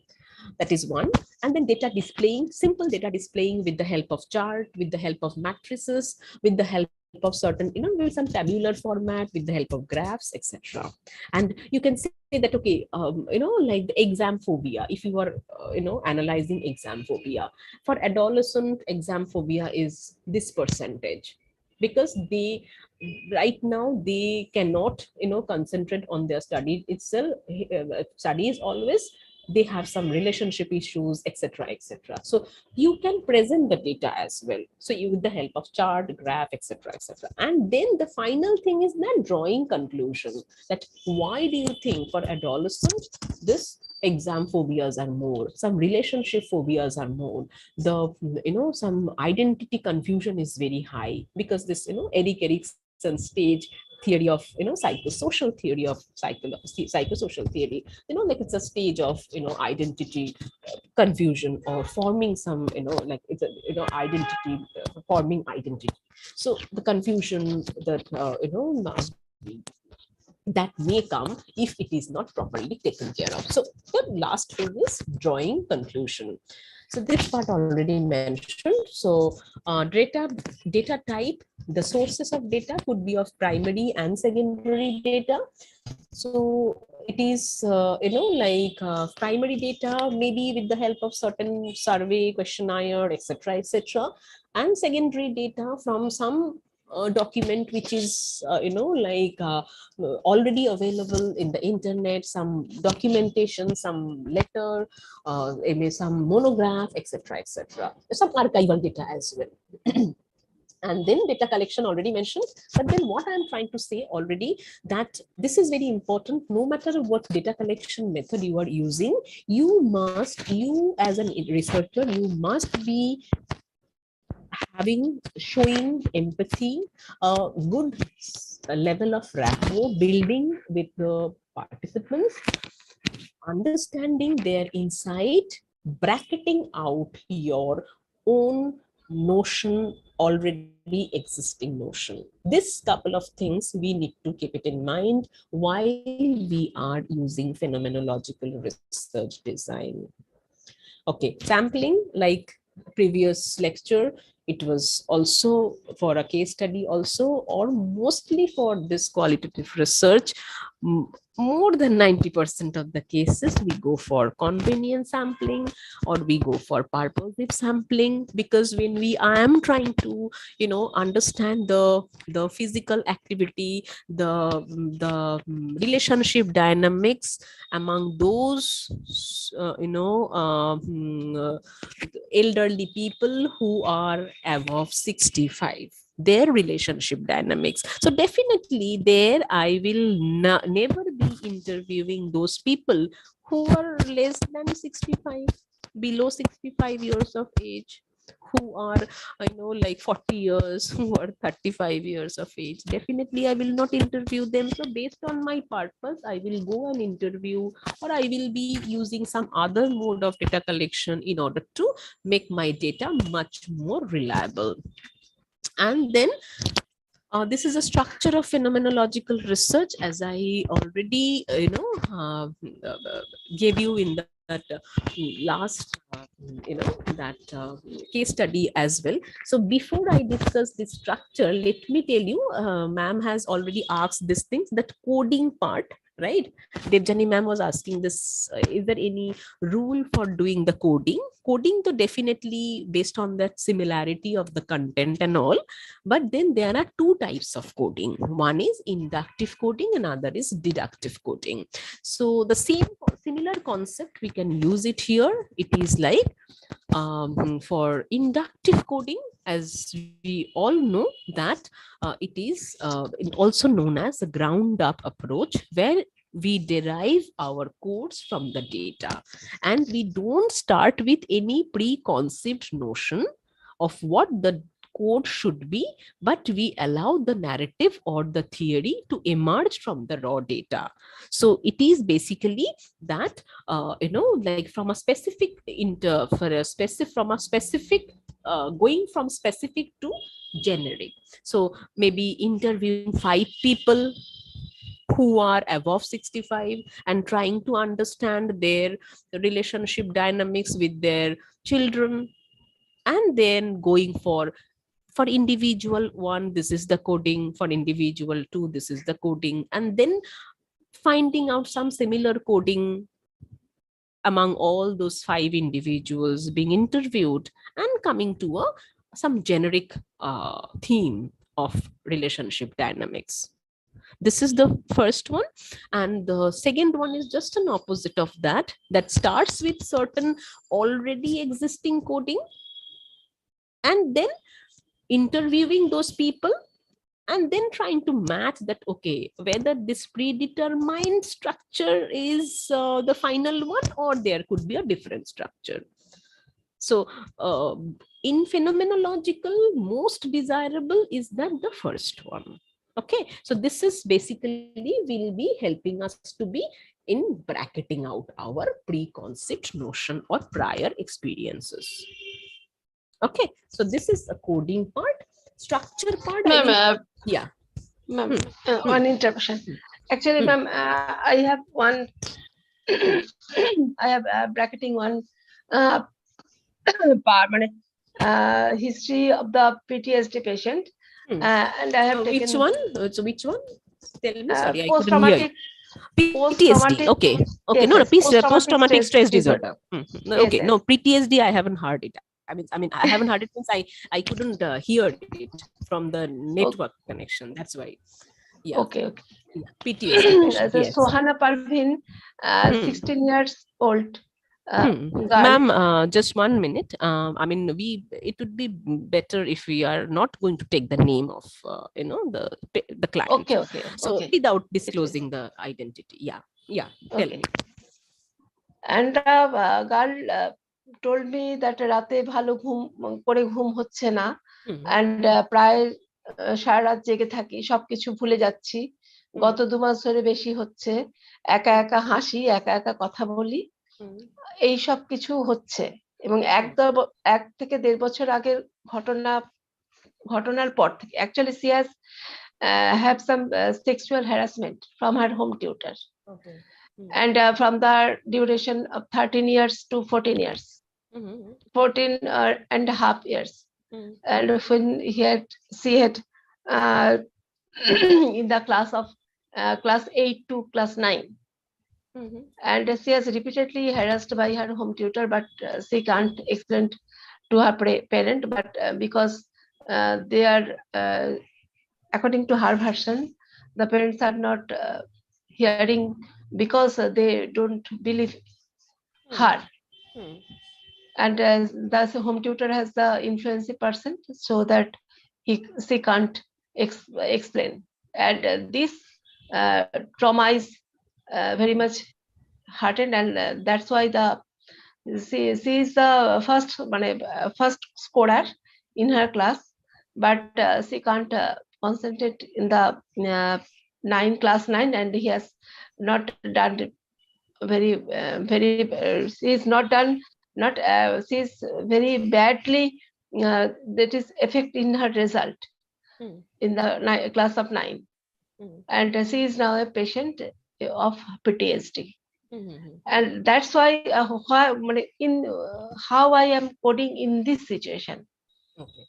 No, see, Actually, in that case, as I said, that in there are in phenomenological research, we have we have the option of doing either inductive or deductive coding. Inductive one, I guess this part is clear, ma'am. I mean, what is written in the slide, is this clear? Yes, yes, ma'am. This is clear. So now, Yes. mostly desirable is that in case of phenomenological research, the inductive coding is desirable. So I just say desirable. It's not that only it's a mandatory, but it's desirable. So in that case, this PTSD girl, so this PTSD client, so person X, right? So there, in that case, like when I'm saying, like like I was harassed, sexually abused by a person, but I could not say anything because nobody will believe me, and the person is very influential. So that is one part, is fear, right? So fear Yes, of yes. not saying anything, isn't it? So Yes, even yes. if I experience certain thing, right, so I am not able to say this because nobody will trust me. That is one. So you said Yes, yes. that my Mistrust. mistrust, Nobody's yeah. trust me. Yes. Yeah, so nobody is going to trust me, and then it's a kind of mistrust. So fear coming out from the theme is that fear coming out from one part is mistrust, another part is that having some like power issues, influential. You said that you are, sorry, that home tutor is a very influential person. Yes. So another person is an influence. Okay, another part is that like that is kind of anxiety, that if I say something and having a repeated like a kind of abuse, repeatedly abused by a person, if I say something, what will happen if something come on me as well? So it's better Yes. to accept. So these are the code, right? These are the themes. So Okay. whenever I'm saying something, like I'm not able to say something, is it because of mistrust, is it because of fear of like the person against whom I'm complaining, that person is very influential, so the person is like something like, I'm not taking any other example, but then the person is belonging to that particular strata, so I will not complain against that person. So these are the different themes. Now you have to understand that which one is much more prominent, isn't it? And then you have to analyze that like what are the things which will come under this mistrust, what are the things which will come under this fear, what are the things which will come under the anxiety. Are you getting my point, ma'am? Yes, yes. Actually, Hmm. the girl, that client is treated by the some antidepressant, anti-anxiolytic drugs Hmm. in our world, Hmm. and that's why the anxiety and in their in this in her perspective, the Hmm. anxiety fear is existence, Hmm. and that is and some antipsychotic also given to her Hmm. in that because of that her thoughts is somehow she is hallucinate, auditory hallucination present because auditory because she has self muttering present Hmm. Hmm. because there are so many anxiety are there, and Hmm. she is very upset Hmm. Got it. because I know. Yes. Got it. So, I mean, have you? Have you got this point? How to score this? How to put it in a different Yes. theme Yes. or code it, right? Yes. Yes. Yes. So that's what it is. And yeah, I will now show you one already published phenomenological research. Before that, it's a very simple thing, that is advantage and disadvantages of phenomenological research, because everything has some pros and some cons. So the advantages, definitely by now we all know that lived experience is the best thing. It will give us a lot of gaining insight and all, broaden our knowledge, because when we are bracketing out our preconceived notion, definitely we are broadening our knowledge about a certain phenomenon, creating awareness, clarifying the relationship between lived experiences and the theories. So theories would be there, lived experiences, when we are matching the lived experiences, we are enriching the theories. So this is the biggest beauty of phenomenological research, and the contributing to the the development of theory, of course. So the revised version of that, the updation is done only through the phenomenological research, because we are adding value with the help of this lived experiences. The disadvantages are, a few disadvantages. We can, if we want, if you are expert enough to do that, we can deal with this disadvantages as well. So few disadvantages are, when pure bracketing is very much challenging, not possible, I'm not saying, but very much challenging. Sometimes participants may not be able to express views because of some language barrier, age barrier, some cognitional barrier, bias, etc. That why should I tell you? What will happen?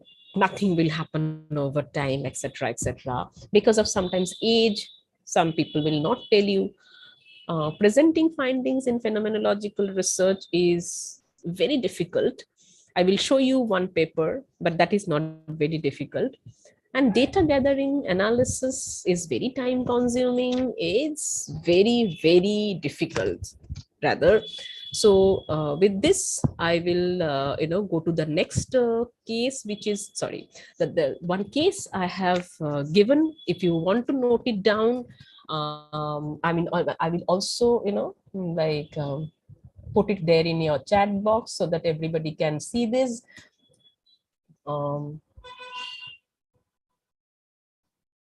Yeah. So this is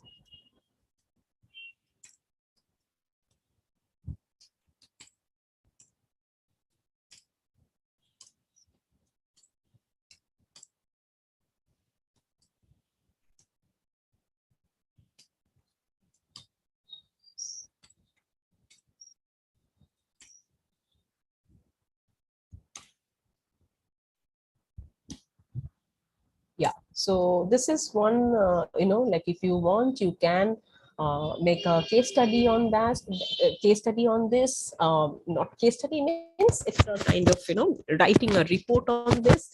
You can follow this structure. Let me just stop sharing here. Let me share some of my others, part. 1 minute, just a moment. One case study structure is there.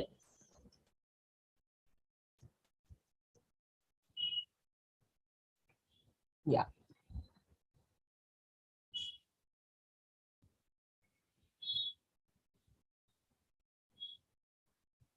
Just a moment. Yeah, I guess my screen is visible.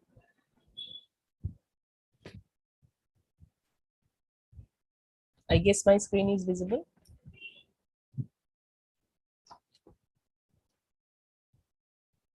Yeah.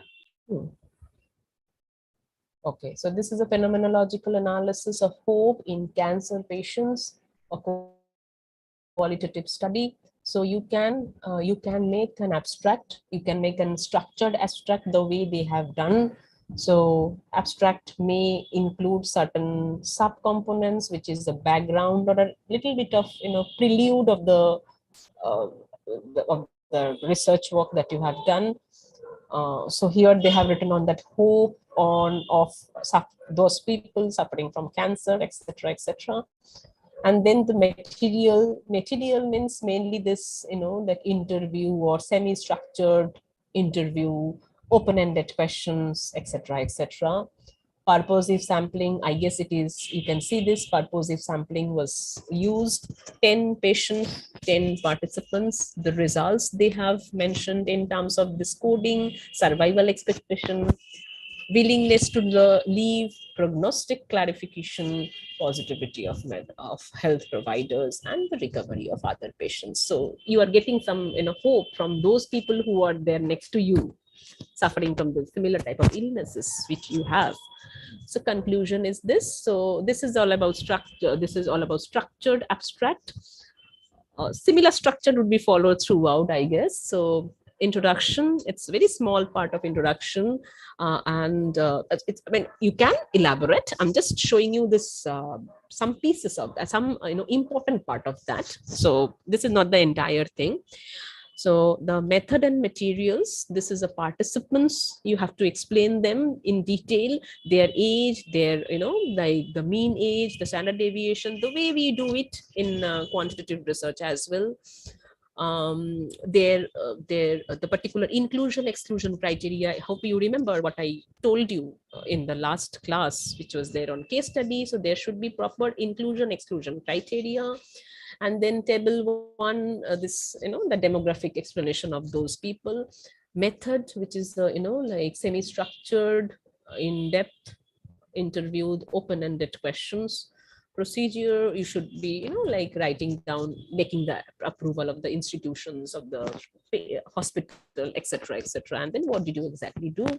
And then data analysis, which we can see that when, like that entire part is not here. So the interviews were done, and then data reduction done, and then data reductions, after, at the time of doing the data reductions, you have, put them into different, like coding and all. So the step 1 is that audio recording, and then making a sense of transcripts, obviously, and then simultaneously listening and recording of all the statements, and then exploring and the meaning. The researcher tried to bracketing, I guess you can see this.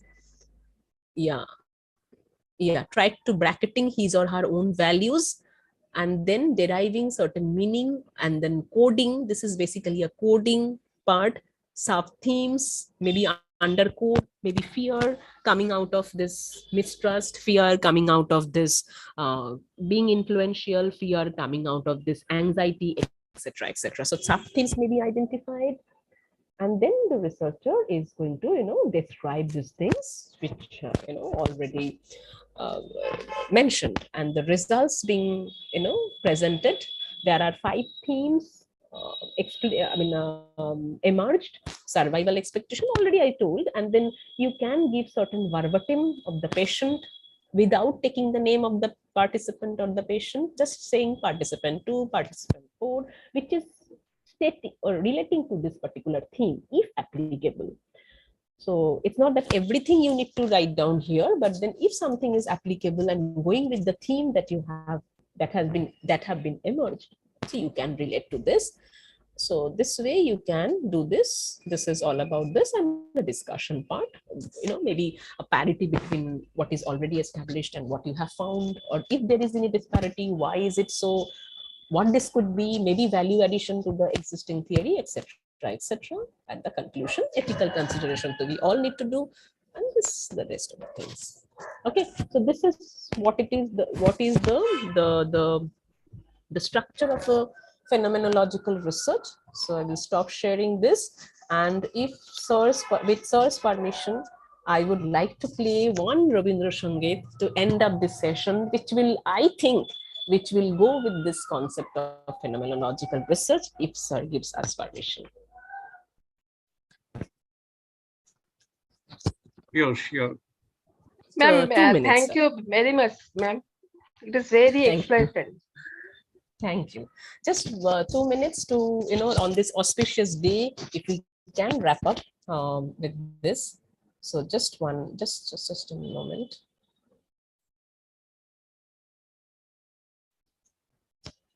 And sir can say something on this, because this is, like the last lecture. So if sir can say something on this. Just a moment, let me play the song. We'll call you again. It is not the last lecture.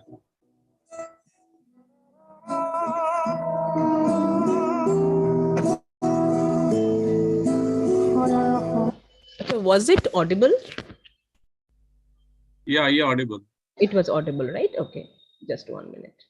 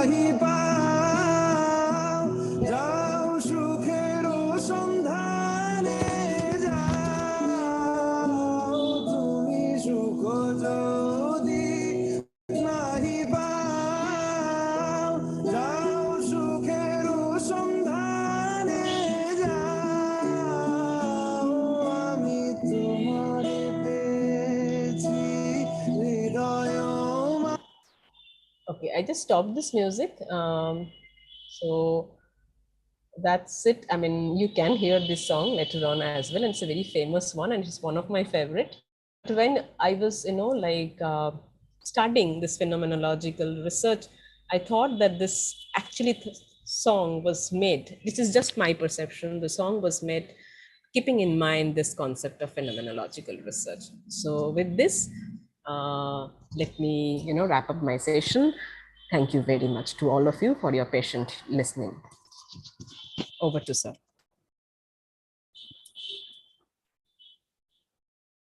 Thank you. It's just, again, I should say it is excellent presentation because the phenomenological experience, it is totally, I should say, very, very difficult to think about the coding, about the making any conclusion. It is very difficult. And in gross, the researcher should be totally involved in that particular phenomenon. So what is happening, individual researcher should be involved. So here I like to share my own experience. That is one 30-year-old woman. She went to the toilet and spent 18 hours. And when I met her, I have noted that is this woman had very good knowledge about Rabindra Sangeet. So I administered Gitavitan and I told her, please you select any one song and you sing the song. And she selected only one song, that is Alokere Jharna Dharaye Dhuiye Dao. So when I requested her, please you continue, and she is presenting in this manner, Alokere Jharna Dharaye Dhuiye Dao, Dhuiye Dao, Dhuiye Dao, Dhuiye Dao. So it is sort of a unique feature. Then I told her, okay, so madam, please continue. And when she found again the Dhuiye Dao, she could not come out. Then I finally realized that this word, Dhuiye Dao, so something is associated with this Dhuiye Dao. And I carefully observed that particular song. And I told her, okay, madam, when you will go to the toilet, before going to the washroom or toilet, you start singing this song as long as you can. And you cannot imagine that within a month, the time reduced to 1 hour. And for almost 6 months, this patient suffering from this obsessive compulsive disorder, particular this disease. What is important here, that is also the phenomenological experience to me. That is, I finally noted the 3 layers of consciousness, that is the Murta, Rag, and Saraswat. So these 3 phenomena that I developed out of this through the Rabindra Sangeet. So this is my suggestion, that is, you must be engrossed in the particular unique feature of your patient or the respondent. And madam has pointed out to you That is, there will be no bracketing. I have the idea about the OCD. I know it OCD, but I totally rejected that concept. To me, she is one individual, and she is trying to come out through this particular song where we can find out Alokerei Jharna Dharaye Dhuiye Dao. So usually when she went to the washroom, she is using the common tap or common shower. But when it is associated with one metaphor, that is Alokerei Jharna Dharaye Dhuiye Dao, so it becomes a fountain of light. And when she realized repeatedly, because I told her, you will not stop, you will continue as long as you can. Somehow it entered into her consciousness. That is, this is not the simple shower, it is the fountain of light.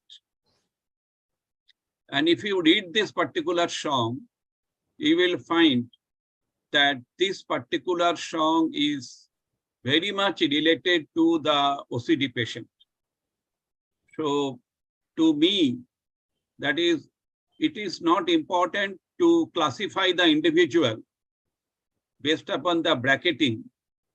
Instead, we have to study the individual as the human being and totally non-judgmental way. Therefore, this is my suggestion. Please you apply phenomenological approach, what Madam has told you. So please you follow. Then possibly in near future, you will explore some new phenomena, new theories, which are not yet been developed. So this is my suggestion to you. Thank you, Rita. We are very much grateful to you. So I'm grateful to you, sir. I think we have already covered a lot of the time, and you have created a lot of the interest. Thank you, Devjani, Tonni, because you incited Madam also through your different type of examples, your observation, and also to other students for your participation. So now I am telling Shara. Shara, are you here? Yes, sir. Please give the vote of thanks. Yes, sir. Rita ma'am, as last lecture, you created so much of enthusiasm and interest on the topics of phenomenology and case studies. Thank you so much for such insightful and amazing lectures. And as sir has already mentioned, we are looking forward to having more sessions in different courses by RPRIT in near future. Thank you so much. My pleasure. Thank you. Thank you. My pleasure. Thank you. Thank you all. Thank you, sir. Pranam, sir. Pranam to all. Can we leave now? So I am requesting all of you, please close your hands for the prayer. Om Purnamada Purnamidam Purna Purnamudachyate Purnasya Purnamadaya Purnameva Vasishyate. Om Shanti Shanti Shanti. If you study this song, again you will get some new phenomena. Yes. And mental peace as well. Thank you. Yeah, sir. definitely. Mental peace. Thank you, sir. Thank you. Thank you. Good night to all. Good night to all of you. Sir, can we leave now?